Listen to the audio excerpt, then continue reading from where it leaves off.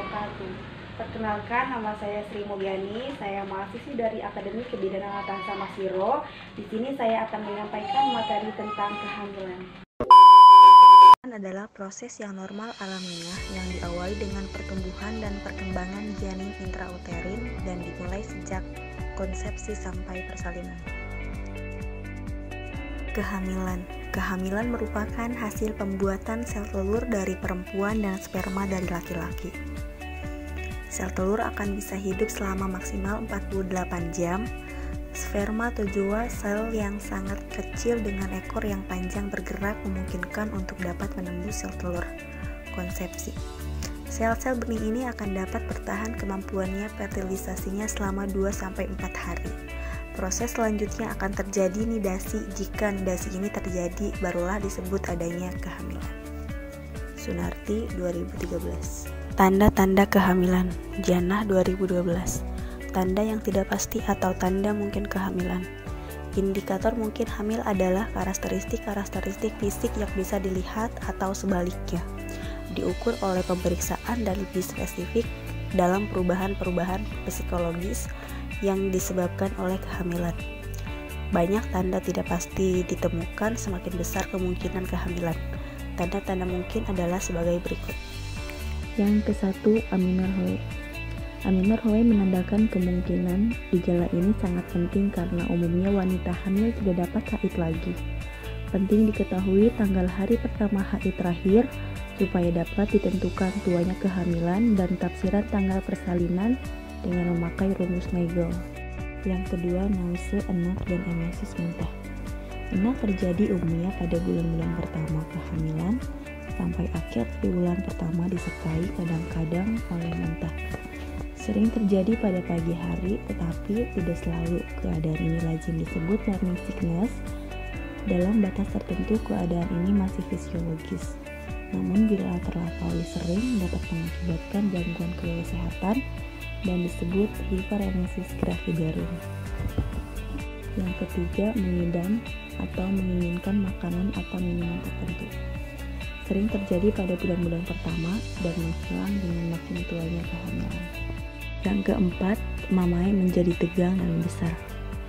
Keadaan ini disebabkan oleh pengaruh estrogen dan progesteron yang merangsang ductus dan alveoli pada mamai, sehingga glandula montlomeri tampak lebih jelas. Yang kelima, anoreksia atau tidak ada nafsu makan. Terjadi pada bulan-bulan pertama, tetapi setelah itu nafsu makan akan timbul lagi.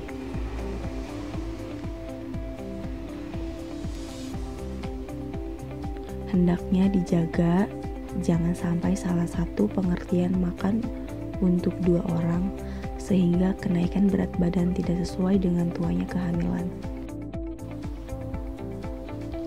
Keenam, sering kencing.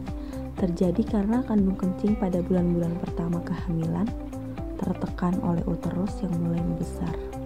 Pada triwulan kedua, umumnya keluhan ini hilang oleh karena uterus membesar keluar dari rongga panggul. Pada akhir triwulan, gejala bisa timbul kembali karena janin mulai masuk ke rongga panggul dan menekan kembali kandung kemih.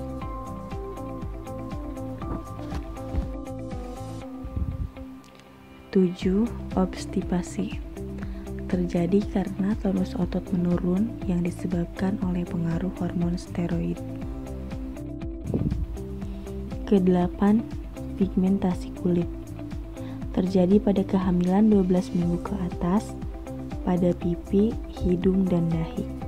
Kadang-kadang tampak deposit pigmen yang berlebihan, dikenal sebagai kloasma gravidarum atau topeng kehamilan. Areola mamai juga menjadi lebih hitam karena didapatkan deposit pigmen yang berlebihan. Daerah leher menjadi lebih hitam dan linea alba. Hal ini terjadi karena pengaruh hormon kortikosteroid, plasenta yang merangsang melanofor dan kulit. Ke-9. Evolis. Evolis suatu hipertrofi papilla gingivae sering terjadi pada triwulan pertama. Dan yang ke-10, varises.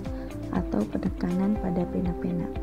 Sering dijumpai pada triwulan terakhir, didapatkan pada daerah genitalia eksterna, fossa fovlitea, kaki, dan betis.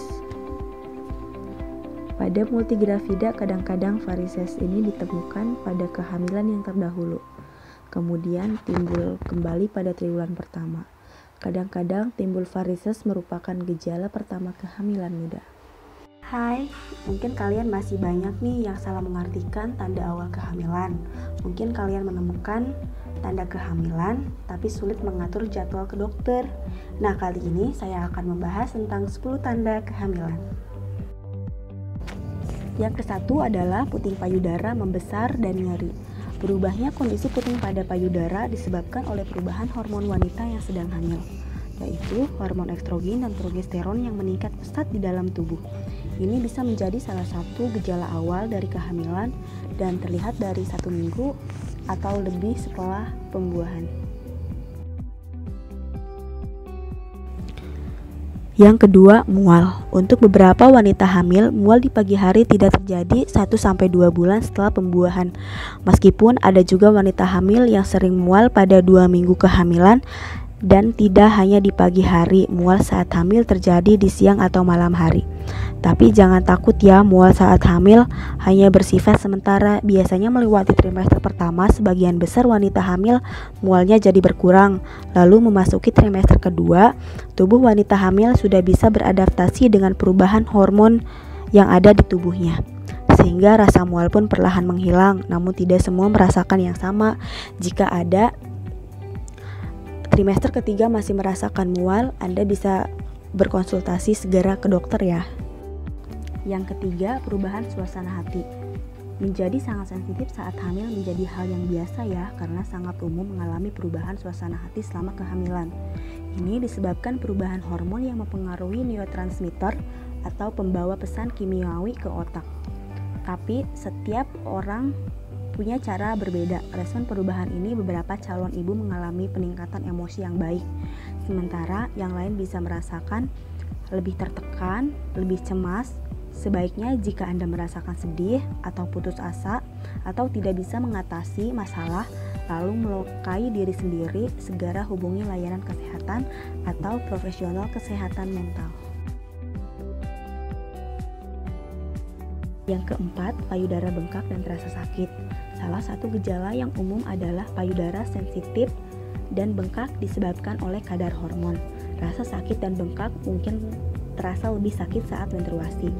Dan tanda kehamilan ini juga dipengaruhi oleh tubuh yang tengah mempersiapkan payudara agar bisa menjadi sumber asupan gizi si buah hati. Yang kelima, merasa lelah.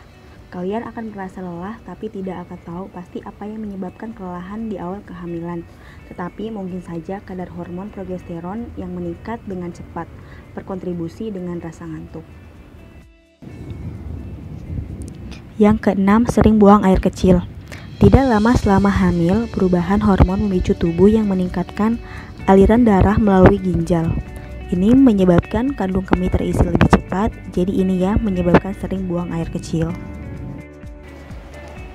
Yang ketujuh, puting yang lebih gelap. Perubahan kulit sering terjadi selama kehamilan. Salah satunya, perubahan yang pertama diperhatikan adalah lingkaran di kulit di sekitar puting atau area mamae menjadi lebih gelap. Ini bisa terjadi sekitar 8 minggu dan tonjolan puting pun semakin jelas dan tegak. Dan tidak hanya itu, vulva dan vagina mungkin berubah menjadi merah keunguan dan lebih gelap. Yang kedelapan, ngida makanan dan indera penciuman lebih sensitif. Jika baru hamil, tidak jarang merasakan mual ketika mencium bau makanan. Meskipun tidak ada yang tahu pasti, ini mungkin merupakan efek samping dari peningkatan jumlah estrogen dalam sistem reproduksi wanita yang sedang hamil. Ngida makanan bisa menjadi awal kehamilan. Hal ini terjadi karena perubahan hormon juga. Yang kesembilan, periode menstruasi yang terlewatkan. Telat menstruasi atau tidak tepat waktu seperti biasanya bisa jadi tanda hamil, namun bisa juga telat mens dikarenakan lelah atau stres.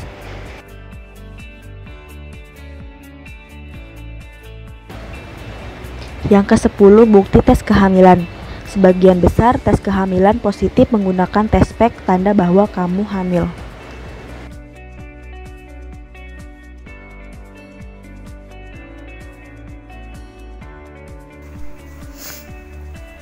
Kesimpulan, kunjungan awal kehamilan adalah suatu kunjungan yang dilakukan pertama kali ibu hamil dari awal kehamilan hingga minggu ke-36. Sedangkan kunjungan ulang yaitu setiap kali kunjungan antenatal yang dilakukan setelah kunjungan antenatal pertama sampai persalinan. Jangan lupa like, comment, and subscribe.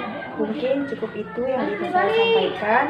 Kurang dan lebihnya saya mohon maaf. Wabillahi taufiq wal hidayah. Wassalamualaikum warahmatullahi wabarakatuh.